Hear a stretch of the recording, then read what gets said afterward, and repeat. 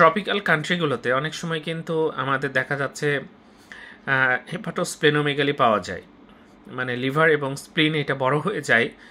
তখন আমরা কী কী বিষয় চিন্তা করি সেটা নিয়ে আজকে একটু বলবো। যাক, আমরা সবার প্রথমে যখন হেপাটোস্প্লেনোমেগালি পাই আমরা চিন্তা করি যে ম্যালেরিয়া হলো কিনা। ম্যালেরিয়া আগে খুব বেশি হতো, বর্তমানে অনেক কমে আসছে, তারপরেও পাওয়া যায়। এছাড়া কালাজ্বরের কথা আমরা চিন্তা করি, কালাজ্বরও একসময় প্রচুর ছিল কিন্তু এখন অনেক কমে গেছে, তারপরেও কিন্তু পাওয়া যায়। এছাড়া যদি আমরা দেখি যে লিউকেমিয়া, লিম্ফোমা এগুলো আমাদের দেশে কিন্তু হয় অনেক বেশি, সেটাতে কিন্তু হেপাটোস্প্লেনোমেগালি পাওয়া যায়। হিমোগ্লোবিনোপ্যাথিস বা আমাদের দেশে থ্যালাসেমিয়ার প্রচুর রোগী, এবং থ্যালাসেমিয়া হলে কিন্তু হেপাটোস্প্লেনোমেগালি পাওয়া যেতে পারে।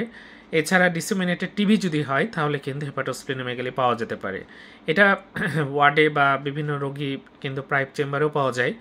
এটা পেলে কিন্তু এই ডিজিজগুলোর কথা আমাদের মাথায় রাখতে হবে এবং সেভাবে ডায়াগনোসিস করতে হবে। ধন্যবাদ সবাইকে।